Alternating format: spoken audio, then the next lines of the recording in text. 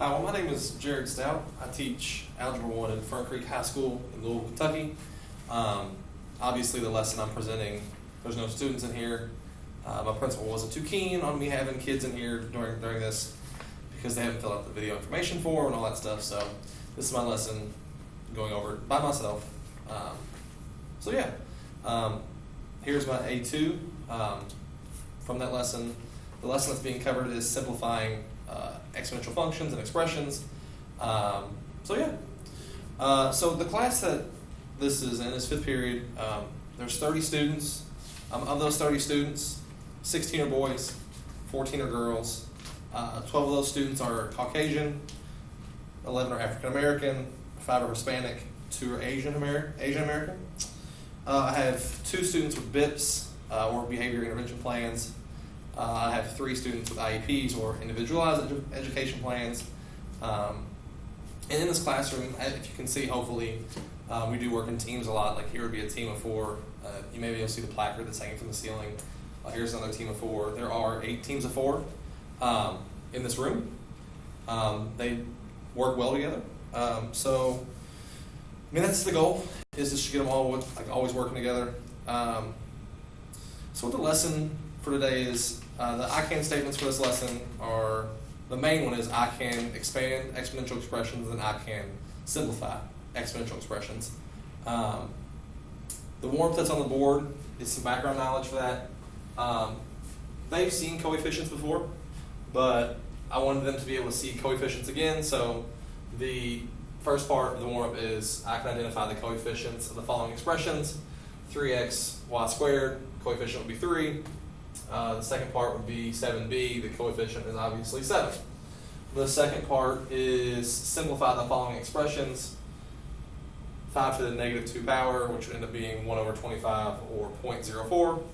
And then 2 squared over 4 to the third power, which would come out to be 4 over 64. They would simplify to 1 over 16. So just some simplifying, just to get them started with working with exponential expressions, whether they're multiplying them, dividing them, using parentheses, just to kind of get them started looking at it again. So this would take about 5 minutes for them to do while I'm taking attendance in class. While they're working on that, I'm taking the attendance. Once I get done with that, I'm circulating it a little bit.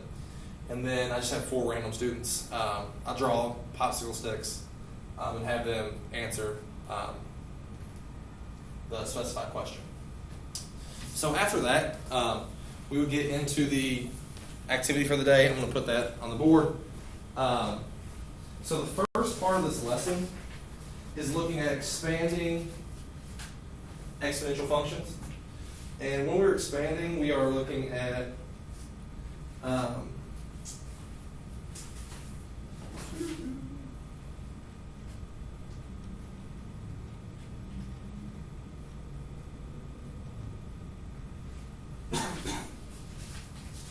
so the first part we would look at as a class is just expanding. I would have the students say an exponent is shorthand for repeated multiplication.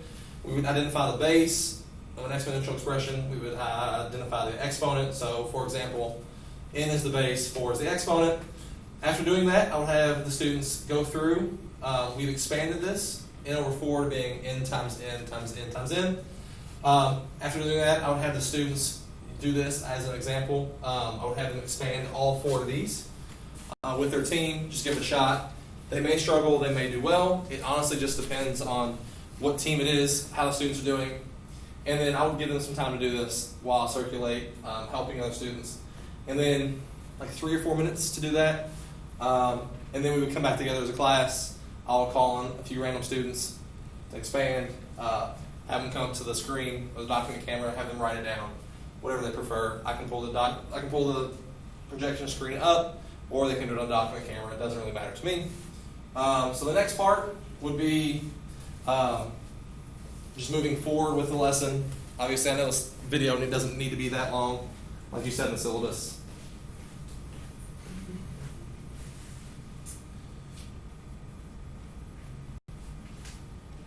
So now we move on to some simplifying.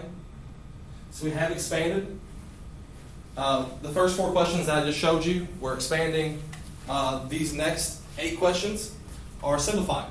So while I'm doing this, I would give my students an example of like x to the third times x to the fourth. And I would show them how when you multiply with exponents, you're actually adding them.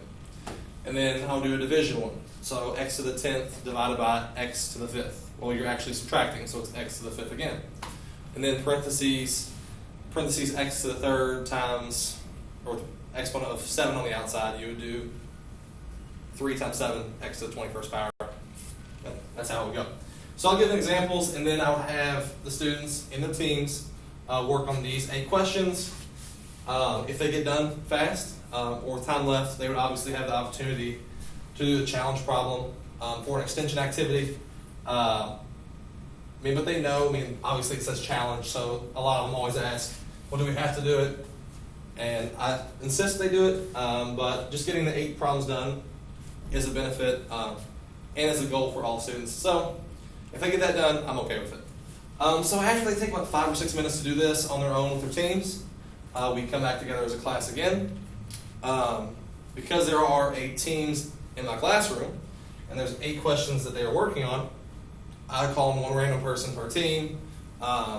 If that person from the team doesn't get it, I call in somebody else from that team until hopefully somebody from every team answers a question.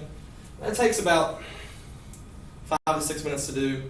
It's just as long as the kids actually solving it in their teams to kind of go over as a class, get some kids talking, working stuff out, kids helping kids. So that takes about altogether from the time we begin talking about simplifying exponents to the end when we wrap up the 8 questions, the teams. It took about 15 or 20 minutes or so. So then we would move on. After we move on to that, we would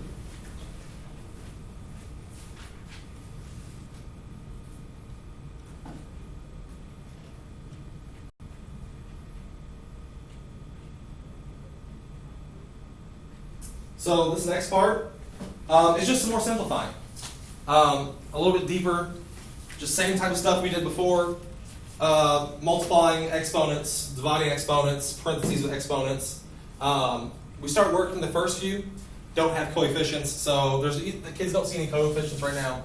When we get down here, we got a coefficient of 13, 5, 2, 10, 2, and so on. That's why I believe having a warm-up that brought up coefficients again was very important. So that's why that was on the warm-up. So obviously there's 12 questions on the board right now. I did 4 of the questions with them. I let them choose 4 random ones that they wanted. I believe most of my classes tried to pick the ones that looked harder. But after they started choosing the harder ones, I just kind of insisted that I would show them some of the easier ones, just so they would be a little bit more pushed, it would be more rigorous. So I did 4 examples out of these with them also, just to kind of refresh, make sure they're still on the right track. I would ask a lot of questions with the kids, and then I would send them to do 8 more questions, just like before. So we're working in teams. I'm trying to give as many examples as possible. I'm trying to have them do as many examples as possible without it being like just a lot of drill. Just staying with the teams. So I did 4 random ones with them. It kind of varied depending on class, like I said. And then they did 8 on their own. About 5 or 6 minutes. Then same thing, called on new people from each team. Obviously, 8 teams, 8 questions. We went over it. It worked out well. So we did that. That took about another 15 minutes or so. The next part of the lesson was asking the students to create their own questions. So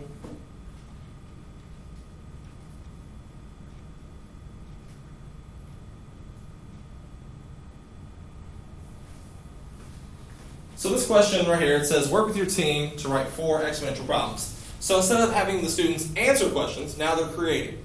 That definitely brings in the creation aspect of Bloom's taxonomy, which is one of the power DOKs. So we're having teams create 4 questions. The only criteria they had to meet was that their answer had to equal x to the 12th power. So I saw kids with x to the 8th times x to the 4th, x to the 20th divided by x to the 8th, x to the 3rd with parentheses around it, and then an exponent of 4 on the outside. Just a variety of things that came up to get x to the 12th, which was the whole goal. I believe having the goal of x to the 12th at the end was very important because you just didn't have kids making a bunch of random questions that they don't really know the answer to. So it kind of had a goal in mind while they created these questions, which was good. So they had about 5 to 6 minutes on that. Once we did that, I had a few share them out. The class answered them, made sure they all equaled x equals 12, or x to the 12th power. And then we just worked as a team. Everybody double checked. If anybody did make a mistake, we politely corrected them, whether it was myself or someone from another team. But it did work out really well. So I was glad to see that. And then the last part, we didn't really get to these questions. I know it's part of it was like an extension part of the lesson. We use CPM Algebra 1. So like the CPM books, like this, College Preparatory Mathematics. We didn't get to the last lesson, just because this lesson was built for 2 days at 50 minutes a period, and our periods are 70 minutes, so I was able to get like a day and a half done, which wasn't too bad, but I didn't have it built into my A2 just because we didn't get done. I was flying through a little bit. The kids were working well. And then the last part, just to kind of wrap things up, was the exit slip. And the exit slip for the day was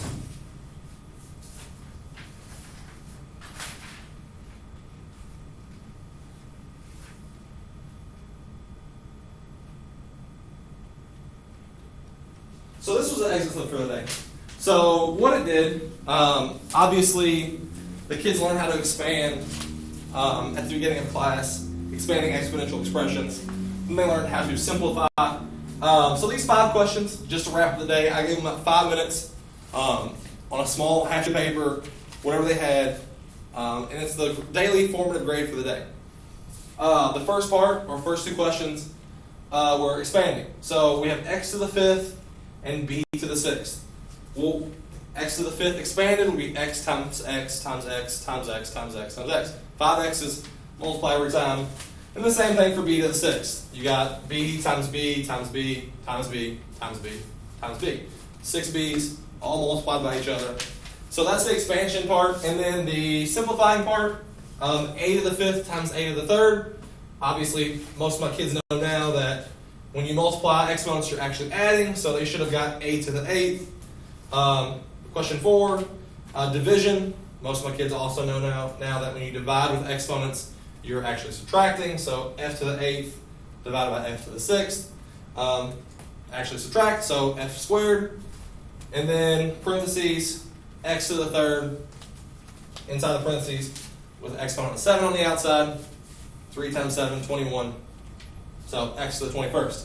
But that was really it. The 5 extra questions on the exit slip helped a lot. The team activities worked a lot. And I think they just did really well. And we've started to move on forward. They've created their own exponential expressions that have coefficients. They've created ones with the negative exponents. They start looking more at negative exponents. What can and can't be done. And it's just kind of nice to see that this was the first time they've ever seen this.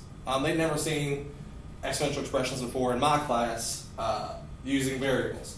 Now they have seen exponential expressions using numbers, but they've never seen exponents and variables, which I was pleasantly surprised with.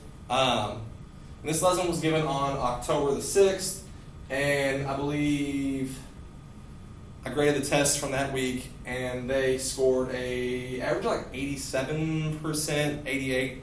So they did well. So I was glad to see it, but that's about it. So I appreciate you watching my video, and this has been Jared Stout. Algebra 1 topic was simplifying exponential expressions, and thanks. Bye.